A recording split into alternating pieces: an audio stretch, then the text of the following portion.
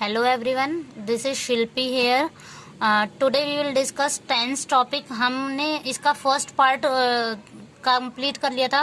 मतलब टेंस के अंदर हमारे टेंस का मीनिंग होता है काल या समय. इसके अंदर इसको तीन डिवाइड किया हुआ है, मतलब तीन में डिवाइड किया हुआ है, मतलब present tense, past tense and future tense. तो प्रेजेंट टेंस के अंदर ही हमारे चार सब डिवीजन होते हैं. ये सारे सब डिवीजन है, सब डिवीजन. तो प्रेजेंट इंडेफिनिट के अंदर सब डिवीजन कैसे है? Present indefinite tense, present continuous tense, present perfect tense and present perfect continuous tense. ये तो प्रेजेंट के थे. ऐसे ही past indefinite tense, past continuous tense, past perfect tense, past perfect continuous tense. ऐसे ही future indefinite tense, future continuous tense, future perfect tense and future perfect continuous tense. तो हमने क्या करा था लास्ट वीडियो में? हमने जो स्टार्टिंग वीडियो थी उसमें प्रेजेंट इंडेफिनिट टेंस हमने कंप्लीट कर लिया था. तो प्रेजेंट इंडेफिनिट हमारा कंप्लीट हो गया था. तो अब हम बात करेंगे प्रेजेंट कॉन्टिन्यूअस टेंस की. देखते हैं इसमें क्या है, क्या पहचान है. तो हम बात करेंगे प्रेजेंट कॉन्टिन्यूअस टेंस की. तो इसकी सबसे पहले पहचान क्या होती है कि ऐसे कौन से वाक्य हैं, ऐसे कौन से सेंटेंस है जिससे हम ये पता लगा सके कि ये जो टेंस है ये प्रेजेंट कॉन्टिन्यूअस के अंदर आता है.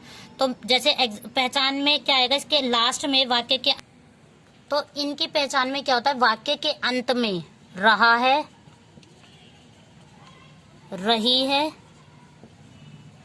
रहे हैं, ये सब आता है इसके अंत में. तो इनसे पहचान हो जाएगी कि ये जो टेंस हमारे प्रेजेंट कॉन्टिन्यूअस है. एक बार मैं बता देती हूँ, प्रेजेंट है तो है वर्ड से पता चल रहा है कि ये टेंस प्रेजेंट है. और कंटिन्यू का मतलब जैसे अभी मैं पढ़ा रही हूँ तो मतलब अभी काम को कंटिन्यू कर रही हूँ. तो जिस भी काम में कंटिन्यू वर्ड लगेगा तो वहां पे रहा वर्ड आएगा. रहा है तो है से तो ये पता चल जाएगा ये प्रेजेंट टेंस है, और रहा वर्ड बताता है कॉन्टिन्यूअस टेंस है. ओके, तो ये पहचान हो गई. अब इसके एग्जाम्पल देख लेते हैं. जैसे मैं पढ़ा रही हूं,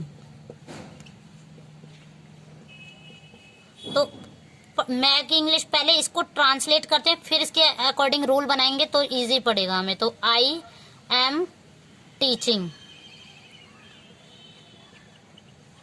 तो आपने क्या देखा यहाँ पे? आई क्या है? जो बंदा काम कर रहा है. यहाँ पे मैं काम कर रही हूँ, मतलब मैं क्या हो गई? सब्जेक्ट मतलब कोई जो काम को करने वाला होता है, दैट इज कर्ता, तो सब्जेक्ट हो जाएगा. आई क्या है इसमें? सब्जेक्ट. एम क्या है? हेल्पिंग वर्ब है. देखो वर्ब दो तरह की होते हैं, एक हेल्पिंग वर्ब होता है, एक मेन वर्ब. मेन वर्ब ये बताती है कि हम काम क्या कर रहे हैं. तो मैं काम कर रही हूँ, पढ़ा रही हूँ. तो पढ़ाने का क्या मतलब है? पढ़ाने की इंग्लिश हो जाएगी टीच, और टीच हमारी मेन वर्ब हो जाएगी. क्या हो जाएगी? Main verb. और इस मेन वर्ब की हेल्प जो कर रहा है ये हमारी एम इज एम आर, ये जो हो जाएगी हेल्पिंग वर्ब हो जाएगी. ओके, तो सब्जेक्ट के बाद हमारा, अच्छा ये तो आई था तो इसलिए एम लग गया था. लेकिन अगर मैं बोलती कि वह गाना गा रहा है तो ही इज सिंगिंग हो जाता उस केस में, तो वहां पे ही के अकॉर्डिंग इज आया है. अगर मैं बोलती वो खेल रहे, वे खेल रहे हैं, तो दे आर प्लेइंग हो जाता उस केस में, तो वहां पे दे के अकॉर्डिंग आर आ रहा है. तो इसके अंदर हेल्पिंग वर्ब जो है चेंज हो रही है. तो चेंज हो रही है तो वो क्या क्या आ रही है? या तो इज आ रही है, या एम आ रही है, या आर आ रही है. इज जब आएगी जब वो बंदा सिंगुलर होगा. एम ओनली एम के साथ, ओनली आई के साथ लगेगा. एम एक्सेप्शन है, सिर्फ आई के साथ ही लगता है. और आर लगेगा जो भी बंदे प्लूरल होंगे, मतलब अगर सब्जेक्ट प्लूरल है तो हमारा आर लगेगा. तो रूल हमारा प्रेजेंट कॉन्टिन्यूअस का क्या हो जाएगा? सब्जेक्ट. यहाँ से इसको पहले एक इंग्लिश में ट्रांसलेट करके देख लिया करो, फिर यहीं से कॉपी कर लिया करो. आई है तो यानी सब्जेक्ट. इसके बाद इज एम आर, ये तीनों में से कोई भी एक लगेगा. लिखते ऑब्लिक डाल के ही है इसीलिए. तो subject plus is am are plus main verb यानी वर्ब की फर्स्ट फॉर्म. अच्छा यहाँ पे टीचिंग, रही वर्ड बताता है कंटिन्यू, और जब भी कंटिन्यू आएगा ना, रही वर्ड आएगा, तो वहां पे वर्ब के साथ आईएनजी लगता ही है. तो वर्ब की first form plus ING and plus object. Object का मतलब यहाँ पे अगर मैं ये बोलती मैं बुक पढ़ रही हूँ, मैं किताब पढ़ रही हूँ, तो I am reading the book.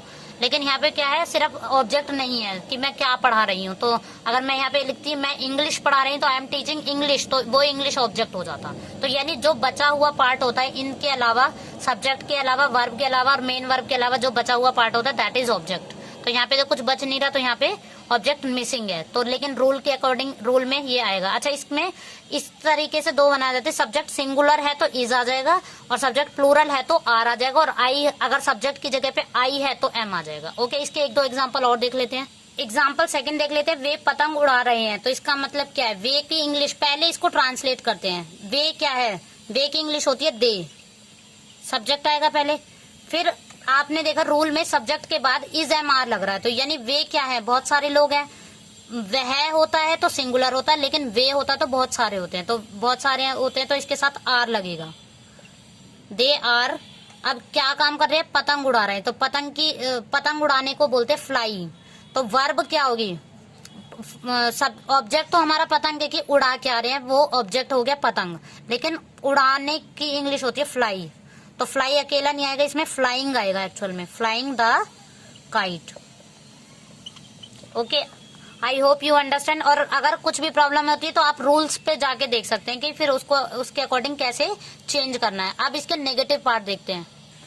अब वो तो था सिंपल, क्योंकि सिंपल में क्या है, मैं खाना खा रहा हूँ, पॉजिटिव वाक्य हो गए। अब नेगेटिव में देखते हैं, जैसे एग्जांपल देख लेते हैं, मैं खाना नहीं खा रहा हूँ। तो मैं क्या है, पहले इसको देखते हैं। आई सब्जेक्ट क्या है, इसमें सबसे पहले सब्जेक्ट लगाना है, तो आई। और जब भी आई होता है तो उसके साथ हेल्पिंग वर्ब एम आती है, तो आई एम। अब यहाँ पे क्या वर्ब क्या हो रही है, खाना। खाने की इंग्लिश क्या होती है, ईट। एक होता है प्लेट में जो रखा हुआ है खाना, वो ऑब्जेक्ट होता है, मतलब वो क्या खा रहे हैं, वो फूड हो गया, वो तो हमारा ऑब्जेक्ट हो गया। लेकिन हम वर्ब क्या कर रहे हैं, वो भी हम खा रहे हैं, तो वो जो वर्ब है उसको ईटिंग बोलते हैं। तो I am eating the food. Okay, और नहीं भी आ रहा तो आप सब बारी बारी में रूल पे जाके देख सकते हैं कि सब्जेक्ट फिर इज एम आर में से लगेगा, फिर मेन वर्ब लगेगी। मेन वर्ब मतलब काम क्या कर रहे हैं, खा रहे हैं, तो ईट, और फिर उसके साथ आईएनजी लगती है, फिर उसके बाद ऑब्जेक्ट। अच्छा, ये तो था पॉजिटिव के लिए, लेकिन आई एम नॉट लगेगा यहाँ पे। क्यों आई एम नॉट इसलिए लगेगा क्योंकि यहाँ पे नहीं वर्ड आ रहा है, तो I am not eating the food होगा ये। ओके, अब देखते हैं इसका सेकेंड एग्जाम्पल। अब सेकेंड एग्जाम्पल देखते हैं, राम बाजार नहीं जा रहा है। तो आप देख सकते हैं इसमें राम क्या है, सिंगुलर है, तो राम की इंग्लिश होगी राम। राम मतलब सब्जेक्ट राम है, नेम का तो नेम ही लिखते हैं। फिर राम क्योंकि सिंगुलर है तो इसके साथ इज आएगा, राम इज। और नहीं वर्ड है तो इसके साथ हेल्पिंग वर्ब के साथ ही नॉट आएगा, तो राम इज नॉट। अब जाने की इंग्लिश होती है गो, लेकिन रहा वर्ड लग रहा है तो इसलिए ING. Ram is not going, कहाँ नहीं जा रहा है, मार्केट, तो गोइंग टू द। अच्छा, गोइंग के साथ ना फिक्स्ड प्रेपोजिशन होती है ये टू, तो गोइंग के साथ टू लगता ही लगता है। तो आपको पता है going to school, going to market, इस तरीके से, तो going to the market. Okay, आप देखते हैं इसका इंटेरोगेटिव पार्ट। अब देखते हैं प्रेजेंट कॉन्टिन्यूअस के अंदर ही हमने सिंपल कर लिया, नेगेटिव। सिंपल के अंदर मतलब मैं खाना खा रहा हूँ, और नेगेटिव के अंदर मैं खाना नहीं खा रहा हूँ। अब इंटेरोगेटिव में क्या मैं खाना, क्या वर्ड आगे लग जाएगा, यानी पूछताछ। इंटेरोगेटिव का मतलब भी क्वेश्चनिंग होता है, तो क्या मैं खाना खा रहा हूँ, इस टाइप से आ जाएगा। तो मैंने यहाँ पे एग्जाम्पल ले लिया, क्या बच्चे खेल रहे हैं, तो क्या है, इसको छोड़ सकते हैं अभी।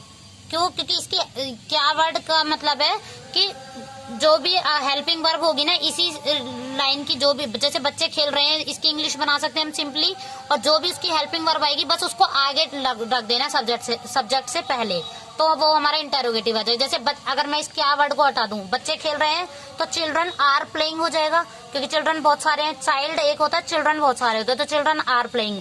लेकिन अगर मैं क्या बच्चे खेल रहे हैं यही बोल दूं, तो वही जो चिल्ड्रन के साथ आर लग रहा है ना, वही सब्जेक्ट के बाद लग रहा है अभी तो उसमें, लेकिन उसको सब्जेक्ट से पहले लगा देंगे, यानी आर चिल्ड्रन प्लेइंग बना देंगे। तो इसमें सबसे पहले बच्चे की इंग्लिश होती है चिल्ड्रन। पहले आपको ये लिखना है सब्जेक्ट क्या है, तो सब्जेक्ट हमारा प्लूरल है, तो इसलिए यहाँ पे आर आ जाएगा। ओके, तो इस पहले सब्जेक्ट को देखो, ये सिंगुलर है या प्लूरल। अगर सिंगुलर है तो इज आता है यहाँ पे, अगर यहाँ पे प्लूरल है तो यहाँ पे आर आएगा, तो आर चिल्ड्रन प्लेइंग और क्वेश्चन मार्क। अब एक और एग्जांपल देख लेते हैं।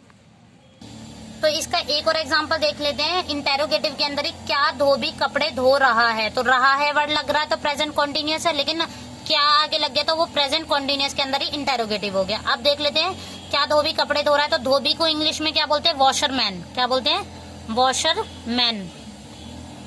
वॉशरमैन सिंगुलर है, सिंगुलर है तो इज वॉशरमैन लग जाएगा, क्योंकि जब भी क्या वर्ड आगे लग रहा है ना, तो जो अगर सिर्फ मैं इस क्या वर्ड को हटा दूं, धोबी कपड़े धो रहा था, washerman is washing the clothes हो जाएगा। लेकिन अगर धोबी से आगे पहले क्या लग रहा है, तो वही जो हेल्पिंग वर्ब इसके बाद आती है वही सब्जेक्ट से पहले आ जाएगी, बस इतना ही फर्क है इसमें। तो is washerman washing the clothes, washing the clothes. Okay, अब देखते हैं नेक्स्ट इंटेरोगेटिव नेगेटिव।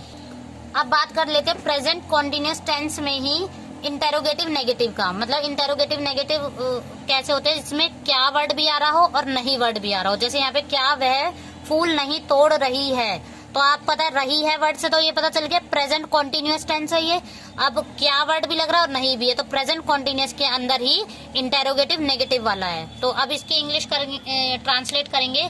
तो वह वर्ड है, तो पहले अगर देखो वह वर्ड की हिंदी दो होती है, ही भी और शी भी, लेकिन यहाँ पे रही वर्ड आ रहा है तो इसका मतलब ये गर्ल है। गर्ल है तो यहाँ पे शी आ जाएगा। अच्छा, शी है तो शी के साथ तो इज लगेगा, इज शी। अब यहाँ पे क्योंकि नहीं वर्ड भी है ना, तो यहाँ पे देखो अगर ये क्या वर्ड हटा देते हैं, मैं वह फूल नहीं तोड़ रही है, तो शी इज नॉट प्लकिंग। मैंने कल बताया था प्रीवियस वीडियो में कि फूल तोड़ने के लिए प्लक आता है, तोड़ने की इंग्लिश ब्रेक भी हो सकती है, लेकिन अगर फूल को तोड़ रहे हैं तो दैट मीन्स प्लक कर रहे हैं हम फूल को। तो क्या हो जाएगा, अगर यही वर्ड होता, सिर्फ यही लाइन होती वह फूल नहीं तोड़ रही, तो she is not plucking the flowers होता। तो यहाँ पे क्या हो जाएगा, क्या वर्ड आगे लग रहा, तो इज शी, फिर नॉट आ जाएगा यहाँ पे, इज शी नॉट। ये स्प्लिट होके मतलब सब्जेक्ट बीच में आ जाता है और इज आगे आ जाता है, नॉट अलग हो जाता है। तो इज शी नॉट प्लकिंग, यानी वर्ब है प्लक और उसके साथ ING, plucking the flower. Okay, next example देखते हैं एक और। अब एग्जाम्पल देख लेते हैं। क्या वे खाना नहीं बना रहे हैं, इसमें ये देखना है इसमें सब्जेक्ट क्या है। वे की इंग्लिश क्या है, दे।